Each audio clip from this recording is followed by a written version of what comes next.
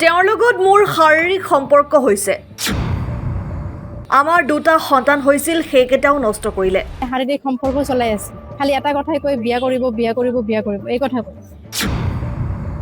মোক বিয়া কৰাম বুলি ব্লেকমেইল কৰি থাকে ইউটিউবাৰ আফ্ৰিদিৰ প্ৰেমত পৰি সৰ্বোচ্চ হেৰুৱাই হাহাকাৰ এগৰাকী যুৱতী সাংবাদিকৰ কেমেৰাৰ সন্মুখত কৈ গ'ল সকলো কথা কেনেকৈ শাৰীৰিক সম্পৰ্ক কৰি দুটা সন্তান নষ্ট কৰিলে শুনক মানে এবছৰৰ পৰা এটা ল'ৰা মোক বিয়াৰ প্ৰলোভন দি সম্পৰ্কত জড়িত হৈছে হা আফ্ৰিদি খান ক্ৰীম বুলি মাতে সকলে চিনি পায় তেওঁৰ ঘৰ অভয়পুৰী ৰৌমাৰীত হয় আৰু তেওঁৰ দেউতাকৰ নাম গোলাম হুছেইন খান মাকৰ নাম আকলিমা খাতুন তো এবছৰৰ মানে বিয়া মোক এগ্ৰিমেণ্ট কৰিছিলে কিন্তু এগ্ৰিমেণ্ট পেপাৰটো মোৰ হাতত দিয়া নাই আৰু এক বছৰৰ পৰা তেওঁ মানে শাৰীৰিক সম্পৰ্ক চলাই আছে খালি এটা কথাই কৈ বিয়া কৰিব এই কথা কৈ তো 4 মাহ মানে আগত তেওঁৰ ঘৰত গম পাইছে তেওঁৰ ঘৰত একচেপ্ট নকৰা বুলিও কৈছে একচেপ্ট নকৰা বুলি কোৱাৰ পিছত মই বাদ দিব খুজিছিলো কিন্তু তেওঁ মোক ভিডিঅ'ৰ দ্বাৰাই ফটোৰ দ্বাৰাই মোক ব্লেকমেইল কৰিছে এইবিলাক ভাইৰেল কৰিম তো এনেও ভাইৰেল যেহেতু মই কণ্টেণ্ট ক্ৰিয়েটৰ হয় তো এনেকৈ কোৱাৰ পিছত মই বাধ্য থাকিবলগীয়া তো থকাৰ পিছতো তেওঁ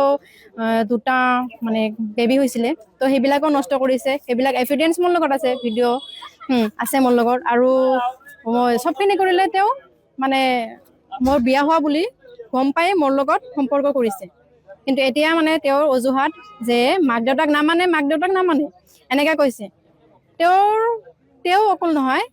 তেওঁৰ মাক দেউতাক সকলোৱে মোক মাৰাৰ ভাবুকি দিছিল যে মোক মাৰি পেলাব হা তেওঁ ছোৱালীটো যদি নেৰে মোক মাৰি পেলাব মই ঘৰ ভাড়া থাকিছিলোঁ তাৰে পৰা মোক বহুত হাৰাশাস্তি কৰি ঘৰ ভাড়াৰ পৰা ওলাবলগীয়া হৈছিলে ওলাইও দিছিলে মোক ইহঁতে মানে মাৰাৰ ভাবুকি দিছিল যিহেতু তো ইমানখিনি হৈ যোৱাৰ পিছত এতিয়ালৈকেও তেওঁৰ মাক দেউতাকে মানে মোক মানসিকভাৱে অত্যাচাৰ কৰিছিলে হা এতিয়ালৈকে সম্পৰ্ক আছে কিন্তু আজি যেহেতু মই থানাত এজাহাৰ দিছোঁ মই তাৰপিছত গৰিয়ামৰীয়াৰ পৰা আৰম্ভ কৰি আমচু যিটো মানে অভয়পুৰী ৰৌমাৰী যি সমাজত আছে তাতেও মই আবেদন জনাইছোঁ আবেদন জনাৰ পিছত এতিয়া ইছ্যু ধৰাই আছে যে ইমানখিনি জনালে এতিয়া মই নলওঁ কিন্তু মই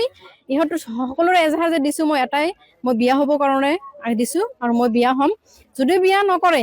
মই ইহঁতৰ ঘৰৰ সন্মুখতে মই আত্মহত্যা কৰিম কাৰণ মোৰ একোৱে নাই মোৰ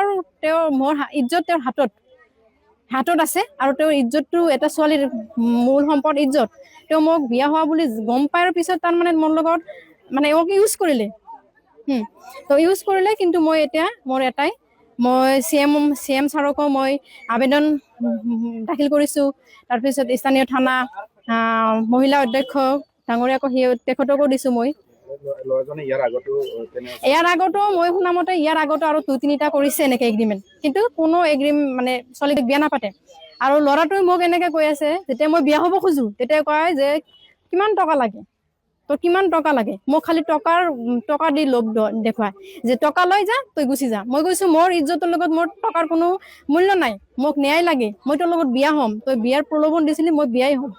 কিন্তু তেওঁ খালি টকাৰ কি কৰে যে টকা ল'বি তই গুচি যা কিন্তু মই টকা নিবিচাৰোঁ মই এতিয়াও তাইক বিচাৰোঁ